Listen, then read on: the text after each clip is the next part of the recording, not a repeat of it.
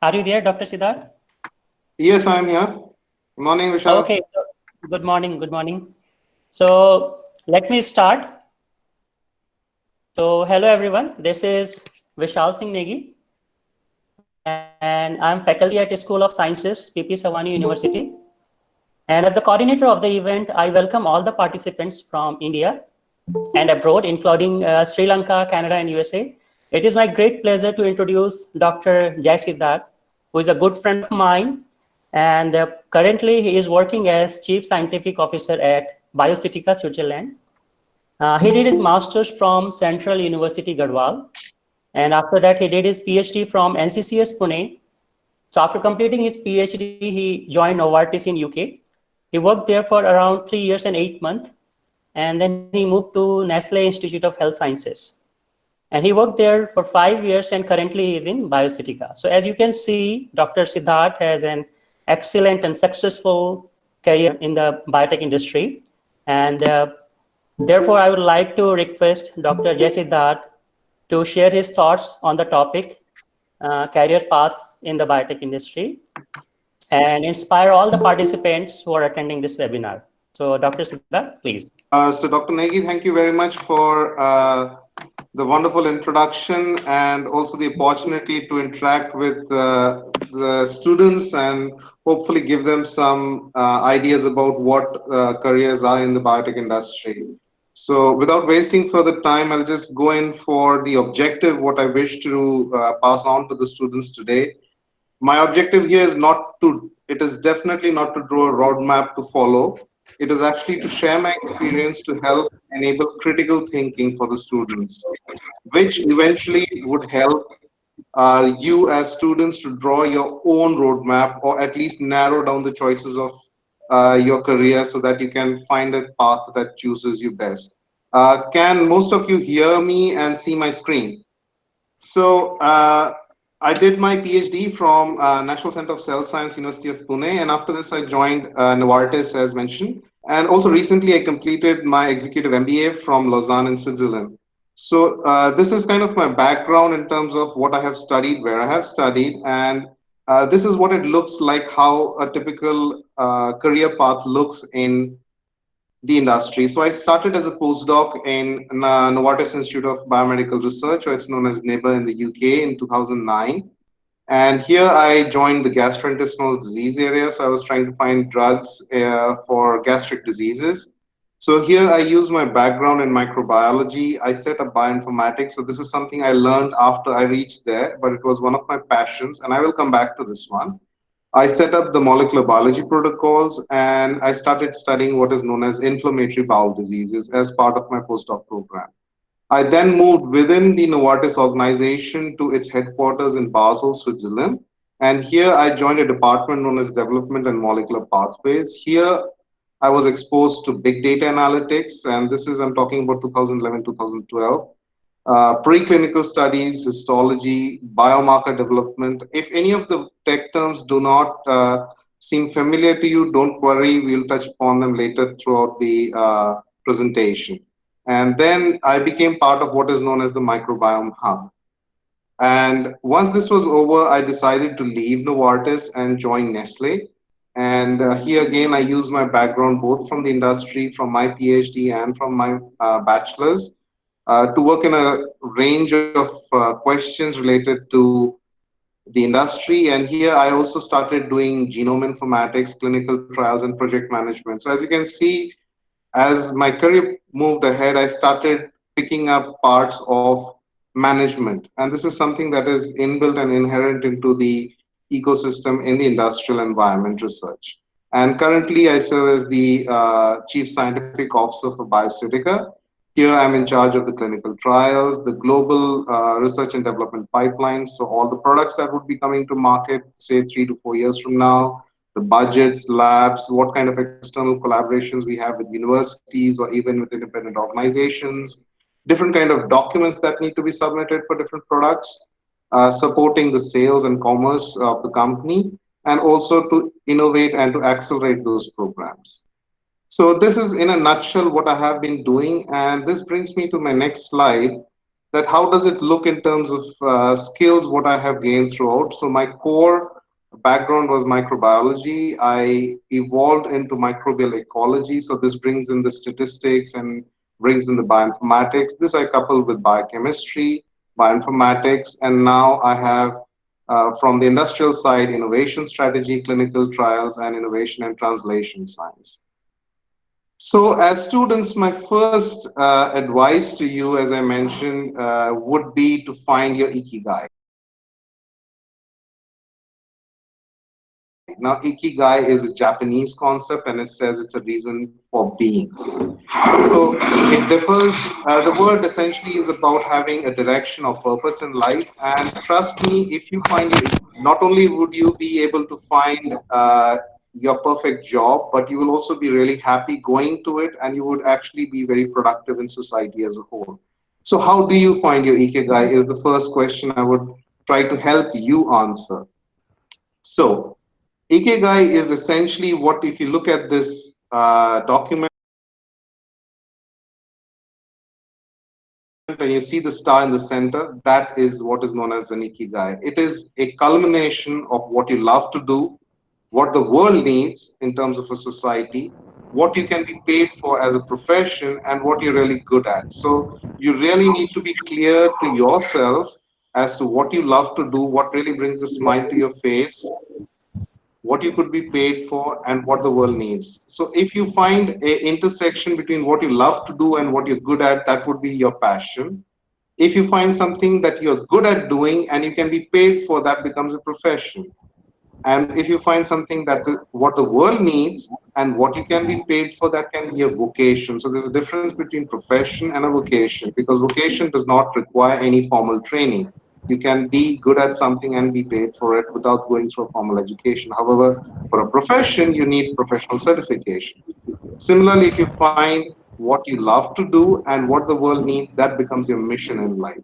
So if you were to intersect your passion and profession, you would find your ikigai. And this is what I would strongly suggest each one of you to do, is to look into yourself and try to find out what is it that really makes you happy, get out of bed, go and do something productive and feel that you're contributing to the society and the world as a whole. And as most and everybody in this meeting is from a science background, we will go into a little bit of details into how to do it and what are the opportunities that are out there that can be the perfect match for your passion, profession, vocation, and mission. So far, are there any questions? I can see a couple of questions. So what I'm trying to tell each one student that's attending this meeting is essentially for any job or any career, what you can do is follow what is this Japanese concept known as ikigai, which essentially is a culmination of what you love to do, what the world needs, what you could be paid for, and what you're good at. And each of these intersection leads to what would be called as your passion, your profession, your vocation, and mission. And if you intersect them further, you would reach what is known as your ikigai. And this is essentially what we would try to do in the next couple of slides, is to find something that you love to do, something you are really good at, and something you can be paid for, which the world needs. So this is essentially the core essence of what I would like to share today. And if there are any questions so far, please type in and I'll try to answer a bunch of them at least. So I'll take about a 2 minutes pause for if you have any questions related to the slide or to any background what I have shared so far. Okay, no questions so far, Vishal. I think we'll move on. Yeah, I think there is no question so far. Okay, so moving on, I'll just give you an outline of what different kind of profiles are there and what you should expect out of them and how you can use your strengths. So as you can imagine, most of us are from a science background over here. So we all are thinking about research and development, going in as a scientist. And this is typically what most people believe that they have in terms of career options. But as we will see that when you move ahead, there are actually three different components to an industrial environment where you could find your fit. So definitely you have your core research and development. You then also have something called as services and operations. This includes manufacturing, quality control, etc. And then you have a completely different arm, which is commercial, which includes business development and management.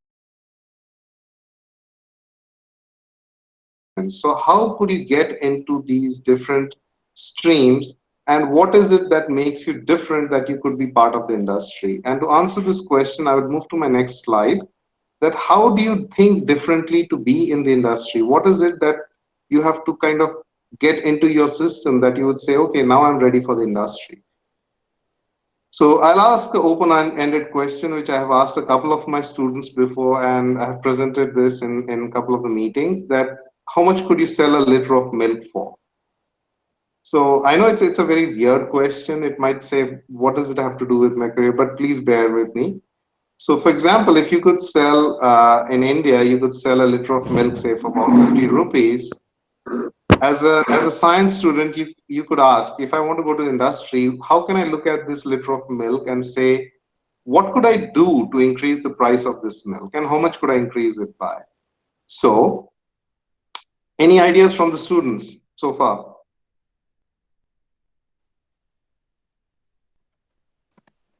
Students, any kind of inputs, how you could sell 1 liter of milk for a higher price? I think Madhuri Parmar is saying 45 the milk. Okay, Madhuri, that's an excellent thing. You fortify the milk and probably you can sell it for, let's say 70 or 80 rupees. Okay. Can we push that a little bit more using technology, using sales?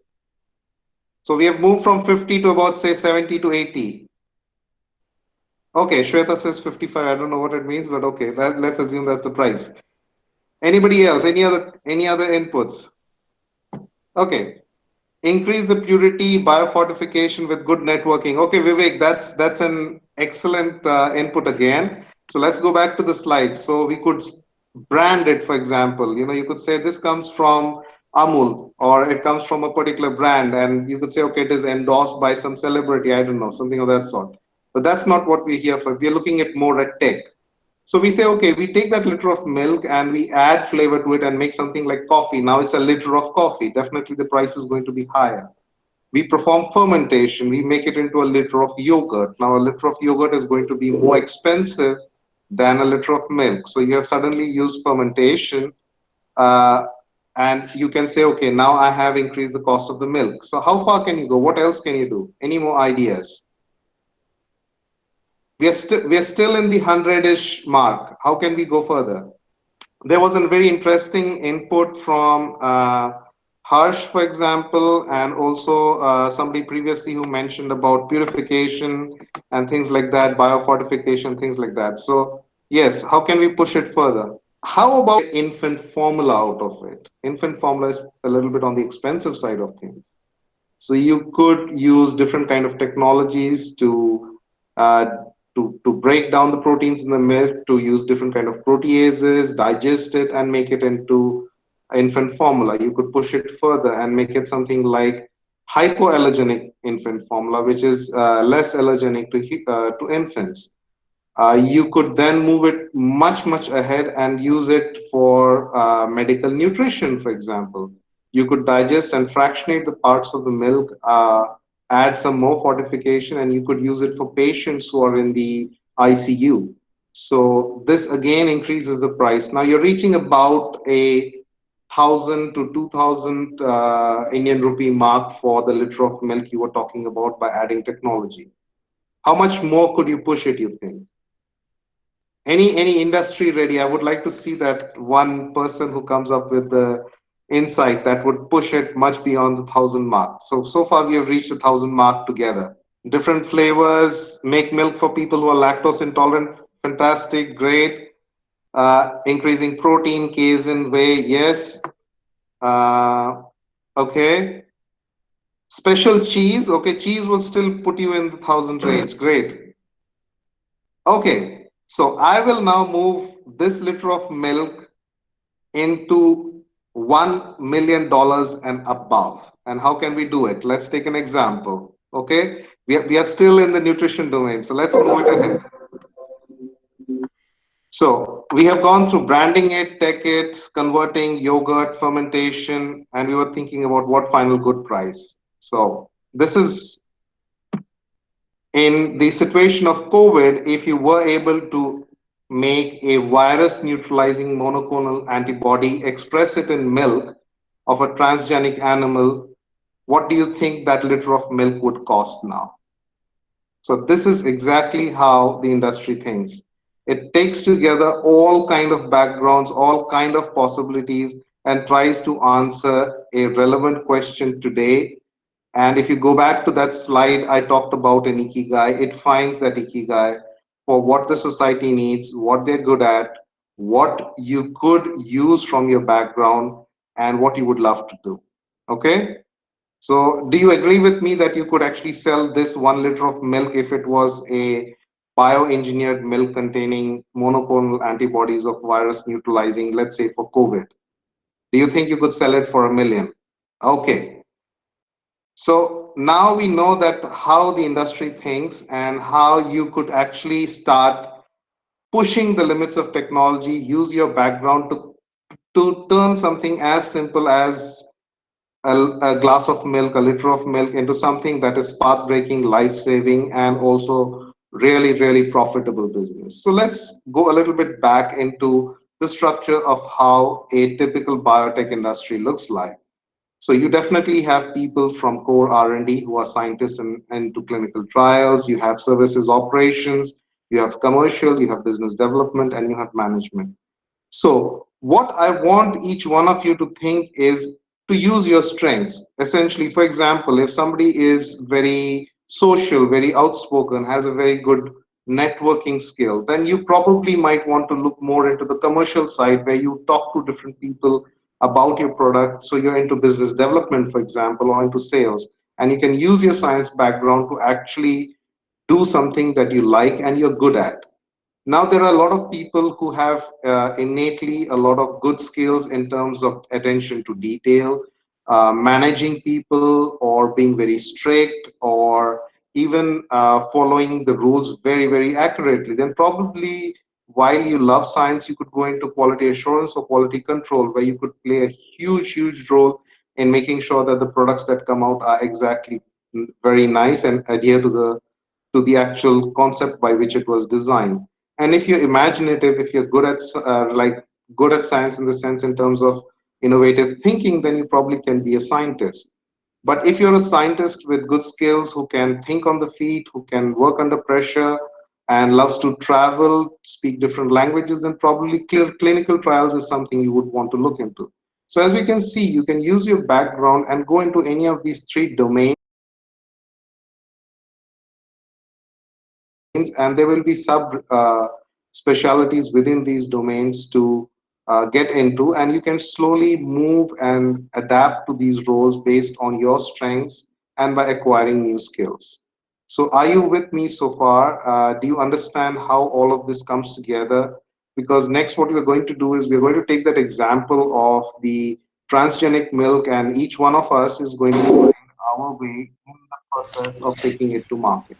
Okay, so I'm putting all of you together. Now, each one of you would be looking at this slide. What I would like each one of the students to do is go back to the idea of your skills and your strengths, and we will try to create a hypothetical team who is going to make that milk, which is full of antibodies and is going to work for COVID, and we will try to see how each one of us can play a role.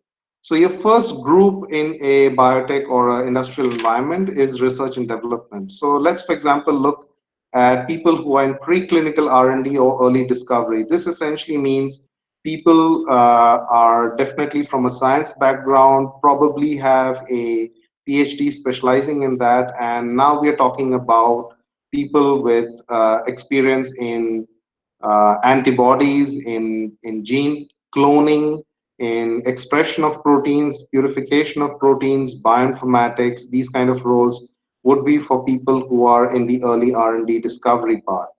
So once they think, okay, we want to define an antibody that would bind to the virus, and this is, we would first express it, say, in an E. coli or a yeast system. look at if it binds properly, perform the assay. So as you can see, there are some support roles I have put over here. There would be people from scientific computing. These are people who design and manage large computing clusters for people with bioinformatics. So you can see there are a lot of roles which are across. So if somebody has interest in IT, but for some reason I am currently in life sciences, you could actually move into bioinformatics or scientific computing and then completely move into the IT domain itself. Then for people who have interest in robotics, for example, then they get into something called as assay development and automation, where you use robots to perform these kind of different assays and tests like ELISA and different kind of screening platforms. Then you have some kind of people in our group who might have a curiosity or a natural instinct for the law. And for such cases, people can go into intellectual property or IP, and they can also be part of a management team that does licensing. So, for example, if you find that somebody has created an antibody from a university and you wish to license it, these are the people who would be talking to that university to bring in the license or to buy the patent and give it to their team, who would then move it through the R&D pipeline. So you also might have people who are, say, interested or fascinated by talking to the customers or being the face of the organization. Such people can go into what is known as corporate communications. This is usually for people with a journalism background, but also people from a science background who are able to communicate the science part for the layman, also play an important role. So corporate communication. Consulting, this is after you gain some experience, you can definitely go into consulting roles. We talked about external alliances. So these are people who know the science, who scout around, go to universities, go to different smaller biotechs, see if there's something that they can find people or different kind of portfolios to bring in. Then you have strategy and management. This is for people who want to go into management sides of things. Then you have people from procurement. Definitely all of the industry needs to buy something. So where do you buy it from? From whom do you buy it? How much price do you buy it from? So this is procurement. But you need to know the technical details. So for what kind of chemical, what grade of chemical, what purity. So definitely having a science background in that case helps a little bit. Then you have tech transfer. Tech transfer is again for people who love to deal with different technologies but don't want to do a pure scientist job. So what they would do is they would work with the IP licensing team or with the external alliances team and perform what is known as technology transfers from inside the organization to outside or vice versa. So going back to the question of the antibody from milk, you would have your scientist who would do making this antibody, putting it in transgenic animals. So now you have backgrounds of people from protein chemistry, cloning, recombinant DNA technology, uh, simple biochemistry, all the way to animal handling, veterinary backgrounds, these kind of things. And that brings us to a group of people who are into clinical trials. So these are people who are looking into how to take this antibody and first test it in humans. So these are the kind of scientists who bridge between who's working in at the lab and with the clinicians. So they become part of the group which is known as clinical development. So clinical trials then is part of the clinical development group. And all of this is managed by a group of people who are from the project management and usually have a science background. So they understand what these different groups of people are talking in terms of technical parts, what kind of investments would be needed, what are the timelines, and so on and so forth, what kind of people to hire for this project. So did anybody find themselves finding their calling in one of these kind of backgrounds or interest from an R&D perspective? I hope some of you might have found their calling there. So we now move into something known as development and operations, which in a pharma is also known as Devops. And this usually contains, now there are people who might be from R&D and QA/QC, but generally Devops contains QA/QC. Now you have made your antibody, you have made it in large amounts, but you want to make sure that the amounts have the right titer, the antibody is not denatured, it is of the same sequence you initially started off and did your clinical trials with. And these teams together create what is known as a dossier, which is then given to the regulatory team down in commercial, who go in and register the document and work with the government agencies to talk about the safety of the product, about how to use it, how much to dose it, and this is worked with the clinical trials team and with the medical affairs team from the commercial arm.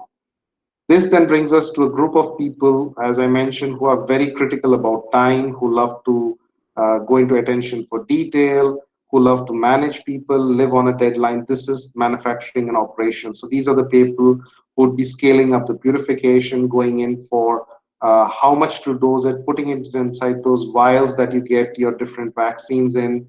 And also the QA/QC team would be performing what is known as stability studies to see what temperature can it be stored for, how long can it be stored for, and when you give it, what kind of dosage should you give it to, if it is a child, if it is adult, and can there be any issues. And all of this is something that would be coming from R&D, talking to Devops and talking to regulatory and medical affairs. And then you have people who are very skilled at translating that scientific concept into a market concept. And here you have marketing teams, strategy, sales, and support. So people who can talk to doctors, people who can talk to government organizations, who can say what the product is about, and they can help sell the product. So this is where the different kind of strengths are, different kind of qualifications are, and this is how you can be part of a biotech. So I will pause a little bit over here because I'm sure there are a lot of questions and there are a lot of ideas that you might have right now. So as you can also imagine that in this given time, we all are working from home, and a lot of these roles actually can be done from home. So people who are thinking of a career where they don't want to be in the office or do not want to travel much can find roles that suit them and their lifestyle. People who love to travel, love to meet people, they can also find roles within this kind of things. People who love to be on the, let's say, bleeding edge of technology also have roles over here.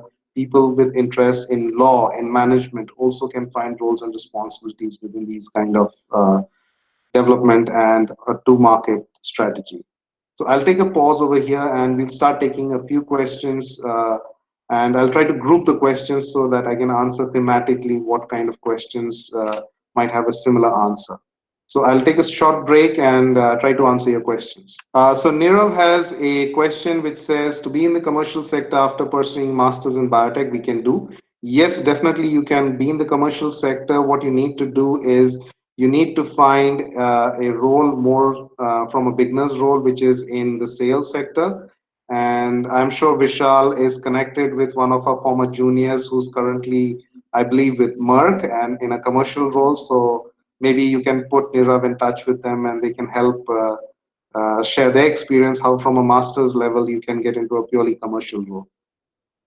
So other than Nirav, anybody else has any questions? Jay, I have one question. So I think that that is kind of a question many students may have. Yeah. Basically, some students believe that they want to go for industry as soon as possible. Yeah. So they might be wondering, is it important for them to pursue PhD after masters, or they can directly go to industry just after masters and PhD is not so important? And it's a very important, and I get this question a lot often. So I actually prepared a different slide for it. So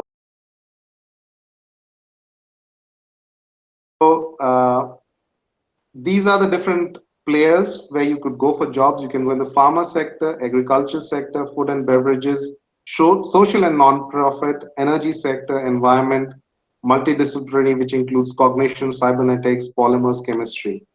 Now, your question was about if you should go in for a PhD, and that's covered in point number 5, which is to be agile and adapt. So do you need PhD? Do you need certifications?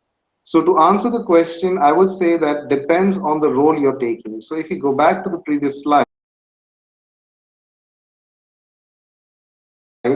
if you want to be more on the R&D side of things, probably having a PhD will take you a bit faster, a bit longer into the R&D domain. But if you want to be in DevOps or you want to be in commercial sites, then probably having a PhD might not be as useful, except say for medical affairs or similar things like that.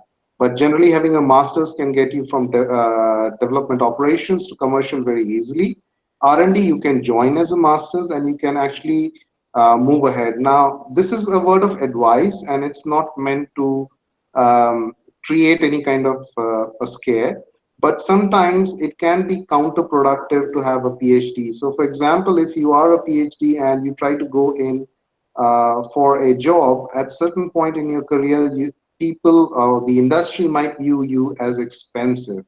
So that's why I put a question on PhD, that sometimes having a PhD means it is generally a higher pay grade for certain positions, which also makes the human resources team who are looking into your CVs to say, hmm, they have a PhD, probably they are overqualified for this. So this is something that you need to find the balance, that what is it you want to do? Do you really want to do a deep dive? And that brings me to something which is point number 8, which is called as a T-shaped skill development. Which, so imagine your skills as a T, which means you have a broad knowledge, but in one area you go pretty deep, like the T, and that becomes your core knowledge. And that's typically how most of the PhD people look like. They have a T-shaped skill. But you can also do it as a master's level. You can become highly specialized in one of the areas, and you can be one of the few on the planet who know it.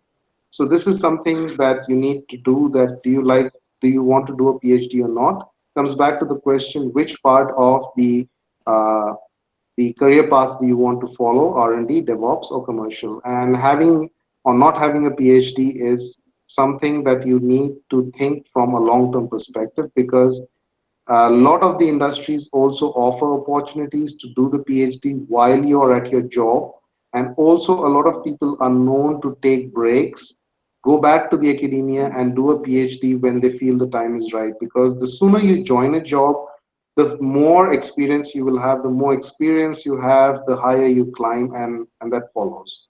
So that brings me to a very important question as well, which is one of the kind of subjects that is not touched upon by most of the people, and that's point number 9 over here, which is team players and lone wolves.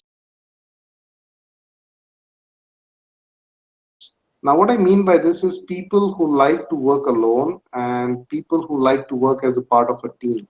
And this becomes really important in the industry, because mostly in the industry, you have to be part of a team, and you have to work across different domains, across different geographies, even sometimes. So a lone wolf is somebody who's an expert at what they do, but they like to do it alone. They don't interact much with other people, and these are personalities. So you have to make allowance for all these kind of things. And definitely you also have a lot of positions which are there for lone wolves, which are typically consultant positions. I mentioned over here IP, strategy, these kind of things. The strategy generally requires a little bit of people skills, however.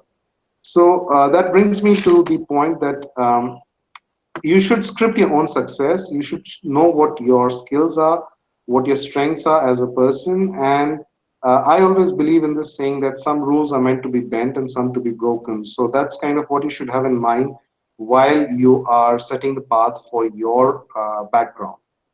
So hopefully, Vishal, that answers the question what you were looking for: PhD, no PhD. Okay, Harsh Mehta, I think, had a question in QA/QC, something to do. Harsh Mehta, what do you mean in manufacturing QA/QC? You mean after MSc? Yes, definitely you can go into quality assurance, quality control positions after a master's. It's definitely a very good fit. Anybody else? Okay, we'll give it. Okay, Harsh has already joined.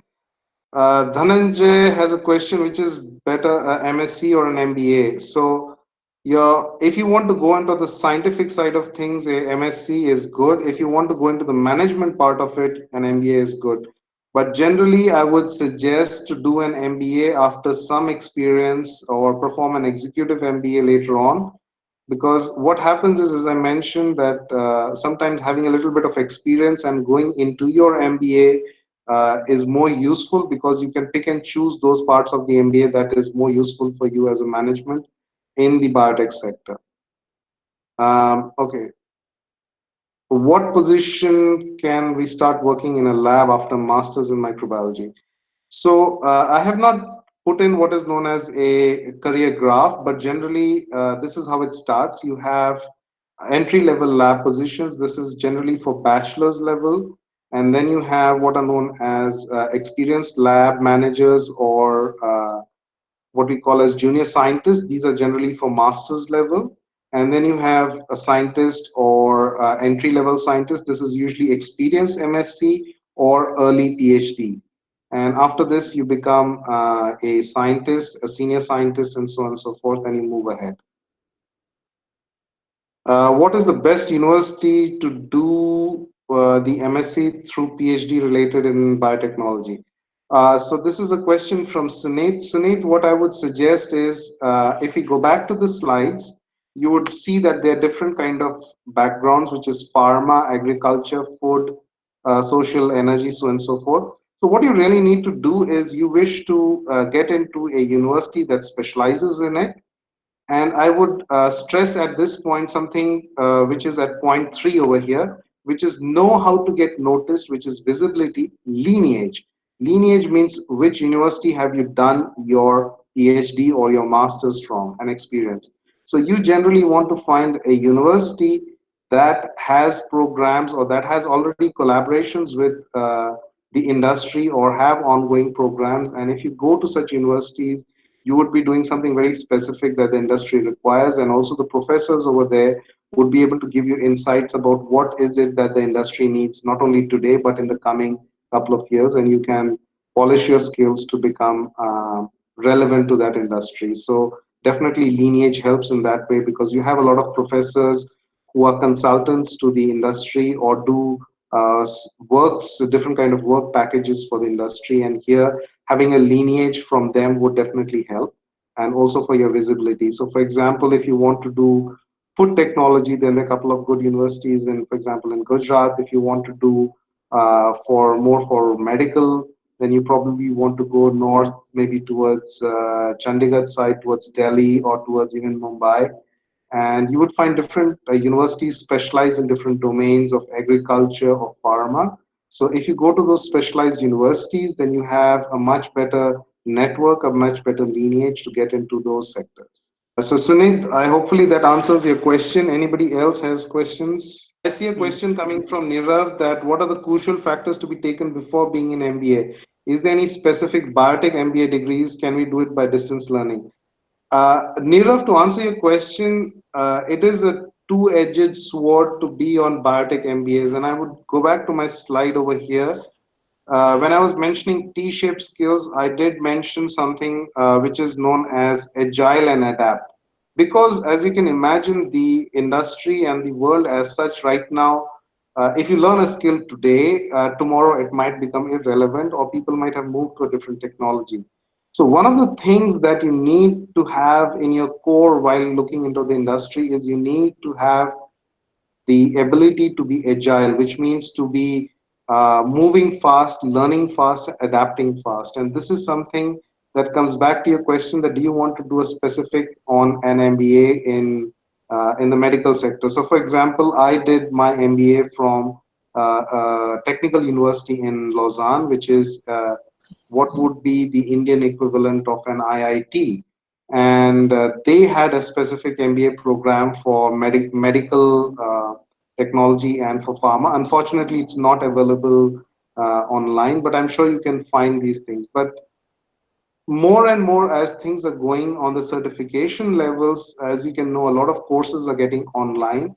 So what I would suggest is to get on-hand experience first. So for example, getting into an entry-level position, starting from there and saying, okay, this is what the industry is about. This is what my particular industry requires. For example, if you're going into pharma or agriculture, based on that, you would see, for example, if you go to the top people, and I would really encourage a lot of the students to do that, is you try to find your mentor, for example, on LinkedIn. Try to go and see who the CEOs are, who the CTOs are, or who even the chief scientists are. What background have they come from? Have they done an MBA? If so, from which university or from which institutions? And that would bring you to the question that whose success you want to replicate or emulate, would define what kind of a background or a PhD or an MBA you want to do or from where. And generally in the world, you would have centers of excellence. So, for example, if somebody wanted to be in the agriculture sector, and we were talking about milk, you wanted to go into dairy industry, then probably, for example, going it at NDRI in Karnal is one of the places you would want to be, because that's where all of the dairy industry people go to for advice, to seek new technologies, or to even go to them to solve their problems. So the scientist over there would be very well networked, and if you go over there for doing your PhD, then probably your chances of getting into the dairy industry is much higher. Similarly, if you wish to do something in the field of biomedical sciences, then there are a lot of institutes which specialize in biomedical sciences. Similarly, for example, if you go to JIPMER, I think in Chandigarh, they do a lot of work on chemical compounds and on drug discovery. So that's something you can learn a lot.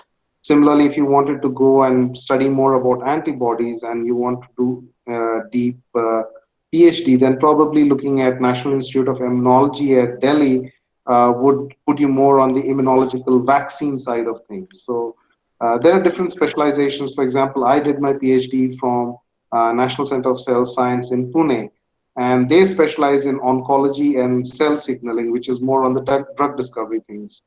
But my core lab where I did it was actually in microbiology, and we were into environmental microbiology. So you could essentially start from somewhere but find your way on later on.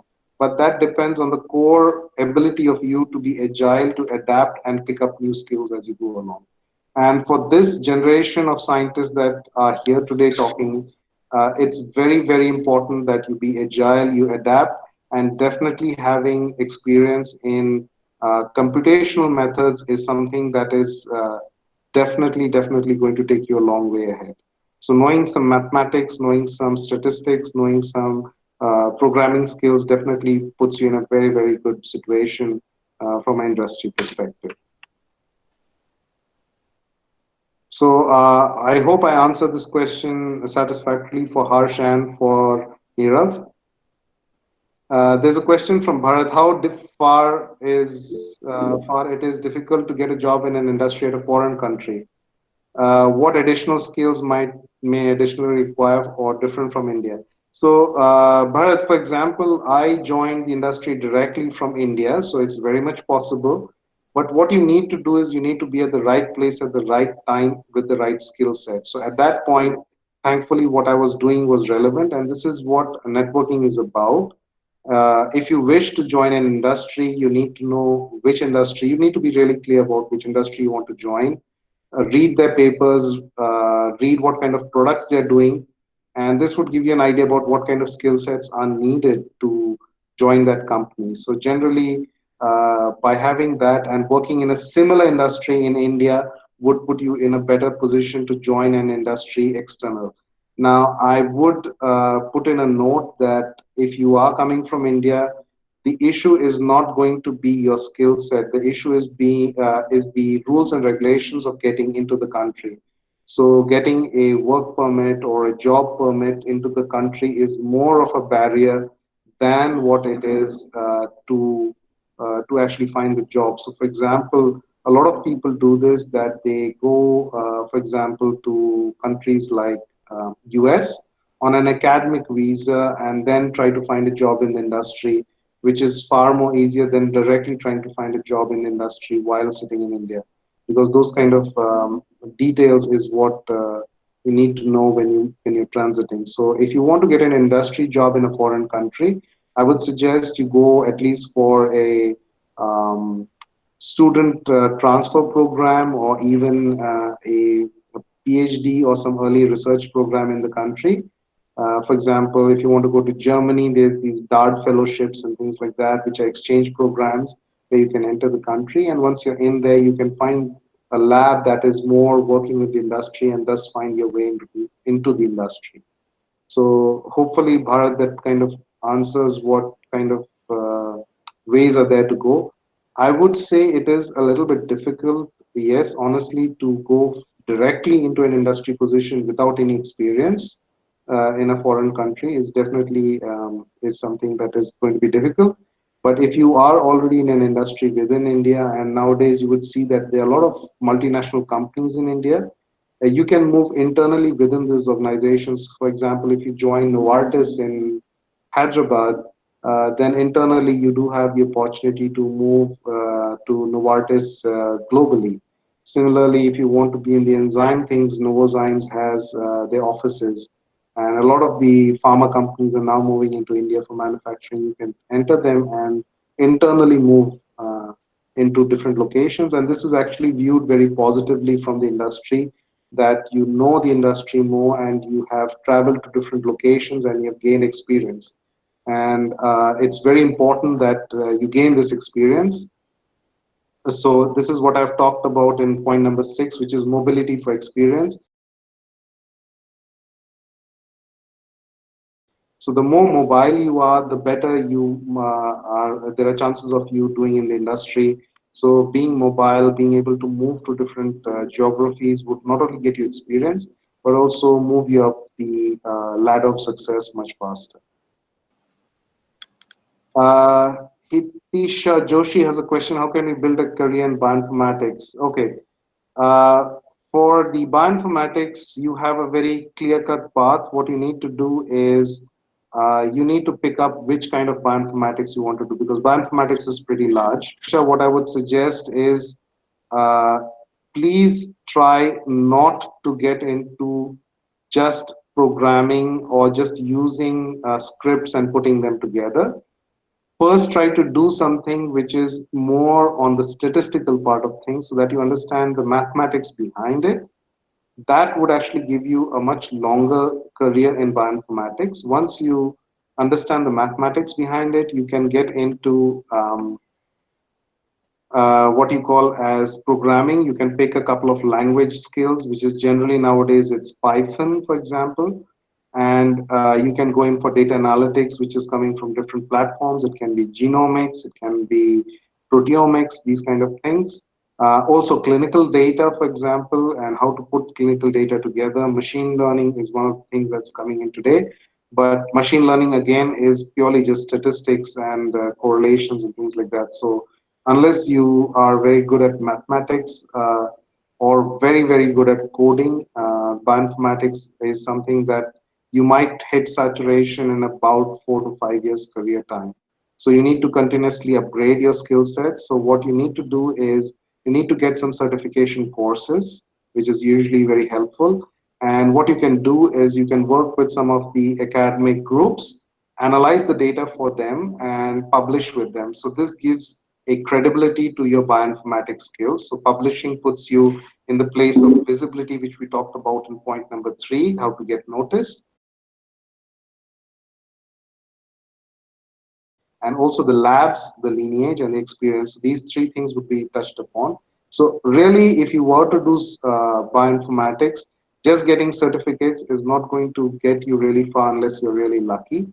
What you need to also do is showcase your talent, show that, yes, I know bioinformatics and I actually know how to do it for answering a question. And this is where doing an internal thesis work or a master's summer training work might be really helpful, but try to focus if you can get a short paper publication or something of that sort that is peer reviewed, and that puts you in a really strong position to get this. And you need to know what kind of languages you need to focus on. And currently, I would suggest Python and probably Perl are good things to get started with, and then move on to more complex like C and beyond that. So this is what I would suggest, or R packages, for example. Okay, we have questions. Uh, Bindu has a question which says, which is better, an Mtech or an MSc in biotechnology in research field? Bindu, to answer your question, what I would suggest is try to go back to this slide, and this is really important for you, that you understand what your strength is, because you could do essentially anything and still make a career. What you need to do is answer the question for yourself, that of the things you love to do, what would you really like to do? Would you like to do something that is more on the technical things? Then it makes sense to go into the Mtech field. If you want to do more of the research, then a master's MSc is a much better one. And research definitely means at some point you might have to do your PhD if you want to go into purely research fields. Okay, hopefully that answers your question, but try to think about this slide, that if you ever have a question that should I do pharma, should I do food, should I do social, then try to look at this thing and try to find what are you really good at. Are you really good at number crunching? Are you really good at people? Are you really good at communicating something? And then you find your way around that based on the choices that I had outlined, that you can find a career path definitely in any area that you want. We had a question from Harsh. It says, if we are in some biotech industry having experience of a couple of years, then is it possible to join abroad directly in any foreign company? If yes, then how? Put some light. So, Harsh, what I would suggest is, for example, if you are working in a biotech industry, let's say you're working in a biotech industry that makes testing kits, for example. So you're making antibodies or you're making testing kits. Try to find an industry that is similar and not the competitors, because if you're in an industry, generally your contract would specify something called as a non-compete clause. So you have to be a bit careful about that, that you have to join a company that is not a direct competitor, unless of course you don't have anything of that sort in your contract. And then you network. Now the ways of networking is that you generally go to these conferences which are industry organized, and these industry organized conferences would have people coming from all kind of sectors, all kind of nationalities. So for example, one of the conferences I go to is known as CPHI. C for Charlie, P for Papa, H for Hotel, I for India, CPHI. And this is more for industries, but you can find similar kind of conferences that are there, and you can go and showcase that. Another good place to start is the LinkedIn platforms, for example. In that case, you can network and you can find people from that industry or from that location. Approach them not for a job. Please don't do that. It puts people in a difficult situation and definitely won't get you ahead.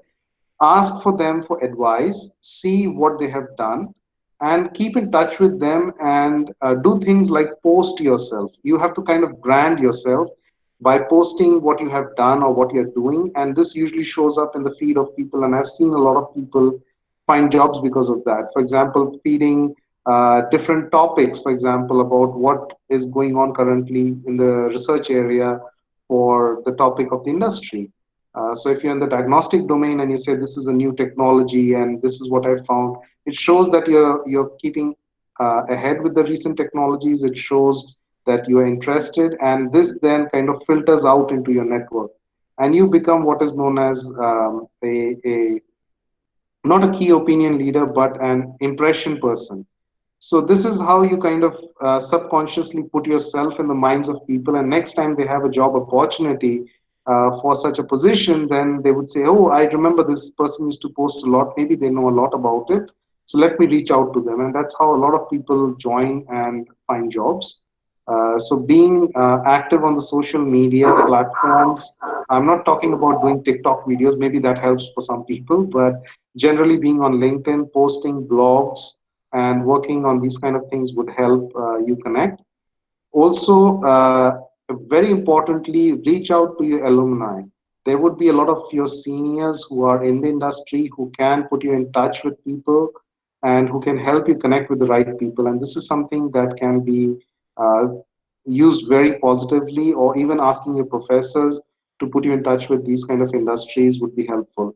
The other way is that if you have some biotech experience, what you can do is you can go for a short diploma or some kind of a certification program abroad, and use that time to find a job in that place. But this is strictly for people who like living on the edge, because you would be there for a short visa and then you have to find a job and these kind of things. So you have to be careful about investing in those kind of things. But these are just a couple of the ways you can do it. Okay, we have a question from Dr. Sangha. How this COVID-19 would impact future job prospects in biotechnology and microbiology? Uh, So to answer Dr. Sanjay's question, COVID-19 definitely is more on the biotech side of things and microbiology. So you would see a temporary uptick in the jobs that are being created because of this, but this usually comes down pretty fast. But on a more larger scale, what's going to happen is now people have got used to working from home.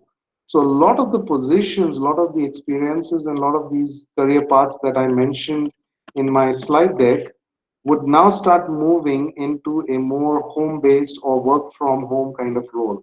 And this is something that we would start seeing. So definitely, the scientists definitely have to go to the labs, but the clinical trial people, the project management people might be moving into home-based roles. QA/QC have to be in the lab. Supply chain probably could work from home. Regulatory could again be from home. So there would be a little bit of movement probably towards home-based roles. But overall, the industry is not going to be hit so hard. Generally, the pharma industry is resilient, and generally in terms of epidemics and pandemics, they actually perform much better. The industry is more likely to be hit is, for example, agriculture and these things, but these are temporary.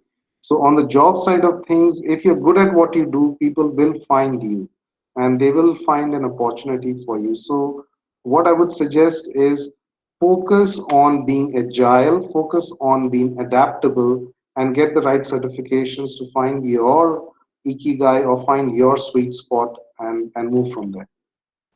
Okay, we have a question, I think, from Shashita Patel, who says, after BSc Biotechnology, which course is the best MBA?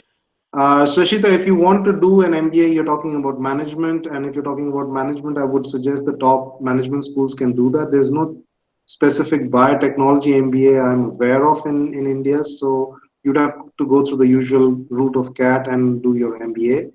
But if you wish to stay in the life sciences domain, I would suggest get some experience first before you do your MBA.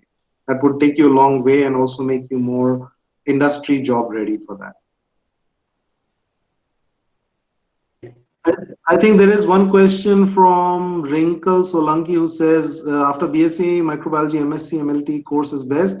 Yes, if you want to go into a medical lab technology course, definitely it would help. But as I mentioned, be careful about where you do it from, and also what kind of things you wish to, what kind of MLT do you want to get into, and which is the organization you're looking for. If you go and see the people over there and see which university have they passed out from, or what kind of courses or what kind of course material they were exposed to or trainings, that would give you a good indication where you should do it from and what you should do. So if you look at somebody's career path and the certification, it gives a good insight about where to do it and what you should do. Online certification course for MSc Biotechnology. I doubt if you might be able to get an online certification course for MSc, because biotechnology usually is about a little bit of bench work, which online you cannot do. Probably you can get a bioinformatics certification, but I'm not very sure about a course for online certification for MSc Biotechnology, to answer Mohit Kurai's question. There is a small link I would send to you after this is over, which would lead to a PDF, which also is shared by one of the websites. I found it useful, that outlines a couple of the job opportunities and also what kind of options are there in a little bit more details. So that would possibly help your students as well. So I'll share the link once this webinar is over, and you can download the PDF from that link. I think, Vishal, I think we have a really good set of questions and some interesting answers I could give. So I really enjoyed the sessions. If you have any remarks, closing remarks, or any kind of feedback from your students, I'd be happy to answer them now. Jay, I think there is one guy, Pradeep Kumar, one of the participants. He's saying, please conduct this type of morning webinars on different topics. So I would like to say that this is an international webinar series, and series means that we are going to plan for some more sessions on different topics. So please stay in touch, and we will post whenever there is any webinar, we will post it in LinkedIn, Facebook. I would, my parting remark for all of the students over here who are listening to this webinar is, pay really deep attention to this, because you're at that point of life where you can actually make a choice and you can actually find something that you love to do, and what you would be paid for. You can actually find your ikigai. So really find it now and you'll be happy for the rest of your life. You might have to make some tough internal questions to yourself, but it would take you a really long way from a career perspective. Because if you find the sweet spot of what you love to do, what the world needs, what you're good at, and what you could be paid for, success will find you no matter where you are. And the second remark is that I saw a lot of questions coming from how to go out, how to do this. It's great to go outside, great to do things. I have done the same. But what might be the next future is not to go for a job, but to create the jobs. So I would very strongly encourage people who are here, the entrepreneurs and these people who have the ability to start their own businesses, to actually look into something very simplistic. We talked about how we could actually take 1 liter of milk and start selling it from 50 rupees all the way to a million. So all of you have the competencies, all of you have that knowledge, but you really need that bent of mind to not only create the science that benefits society, but also you could create jobs. And if you focus on that part of things, then maybe a lot of us don't have to go outside, and we could actually find a lot of interesting and well-paid jobs back home itself, closer to the family. So that would be my parting remark for the students today. Okay. So I think it's been excellent, and I really enjoyed the session, and the students had some good questions. Thanks a lot for putting me in this lovely exposure, Vishal. Thank you very much for that. Thank you, Jay. And now I would like to ask our principal, sir, Dr. Anish Sharma, to say a thanking note. Dr. Anish Hello. Sharma, please. Yes, thank you. I would like to express our profound gratitude to our expert speakers, Dr. Jay Siddharth, for conducting such an useful webinar for all the participants. I thank you for the webinar, sir, and I am very much sure that all the students as well as participants, they have got insight of biotech industry and how they can develop the skill set for the industry. And I thank you, sir, again for sharing your such an useful information with students. And I invite you and hope to see you at PP Savani University whenever you visit India. Thank you, sir. Thank you very much for the kind and lovely words, and special thanks to Vishal for catalyzing this event and organizing everything to the detail, and to the lovely questions by the students. It takes me back to my student days, and I'm really helpful if even one student today could benefit from what I have shared. And as I mentioned, my idea is not to advise you, but to enable you to answer the questions for yourself about the opportunities in the biotech industry. So thank you very much. Have a great day and a wonderful career ahead.